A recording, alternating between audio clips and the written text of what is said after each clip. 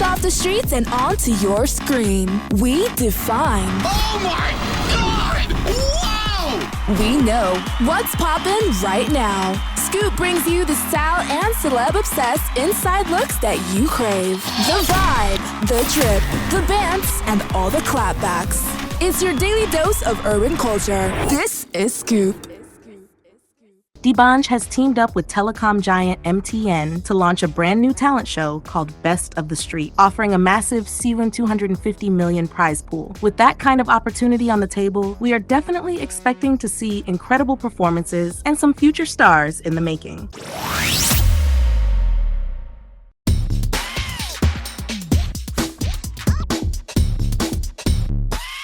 Burna Boy is clearing the air about the drama surrounding Laho, and he's not holding back. The Grammy-winning superstar revealed that his version of Laho 2, his collaboration with Shalapapi, is actually the original recording, not a remix, as many fans assumed. According to Burna, they had recorded the track together first, but due to clearance issues and delays from Shalapapi's camp, Burna's version didn't drop immediately. In the meantime, Shalapapi released a solo version of Laho, which confused fans and made it seem like Burna's track came second. Burna addressed the situation during a recent live session, saying clearly that he doesn't copy anyone. Fans online have been divided. Some say Burna is simply reclaiming his credit, while others feel the timing still makes it look like a remix. Is Burna Boy right to defend his version so strongly? Is Burna Boy right to defend his version of the Laho so strongly? Yes, he's within his rights. If we want to take, we cannot take it away from him. Even if we try, Burna Boy is still an Afrobeat artist. You could still, hear elements of Afrobeat in his music. I mean, he was even born into the culture. But, being the originator of Afrofusion and being a controversial artist that he is, with the comments he was making recently about Afrobeat not being an original sound, blah, blah, blah, being his original sound or whatnot.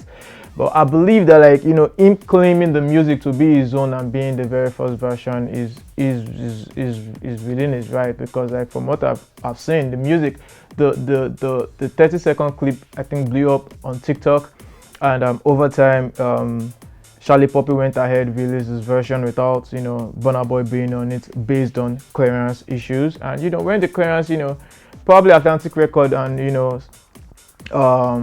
Big Seven, but Big Seven Records took a minute to clear the record, and when the record is clear, we have the video already. So I feel like it doesn't matter if the part 1 or the part 2, whatever, just enjoy the good music. And I don't think it is a remix, it is actually the original version, because if you see how it is being uploaded on the internet, be it Apple Music, YouTube, Spotify or whatnot, you see Laho, Roman Figure 2.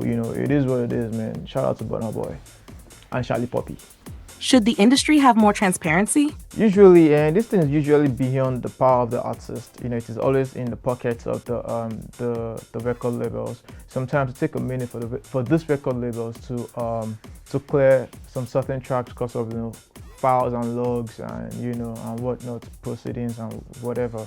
But I feel like the transparency, the clarity, it is clear enough, it is transparent enough, everything takes process. But if you're featuring an artist on a record, it just depends on if you can be patient or not. Do you understand? Given the timeline, I feel like the timeline, the frequency is appropriate. It just depends on if the artist, which is featuring the other artist, is patient enough. But in the case of Burna Boy and Shalapapi, I see the friction there, but hey, it is what it is. It would have been a little bit skeptic if Burna Boy didn't make a statement to actually reaffirm the music. I feel like Burna Boy actually really puts in his affirmation on the music, saying that, yo man, we recorded this one first. For a Grammy-winning artist to say that, Shalapapi, man, big ups to you, man. You're doing a great job, and shout out to Burna Boy for reaffirming the music and actually re-registering the music in our heads, because the music is already registered already. The music is a hit. In fact, I was expecting the collaboration with someone probably like maybe Shalapapi would think of someone like Travis Scott.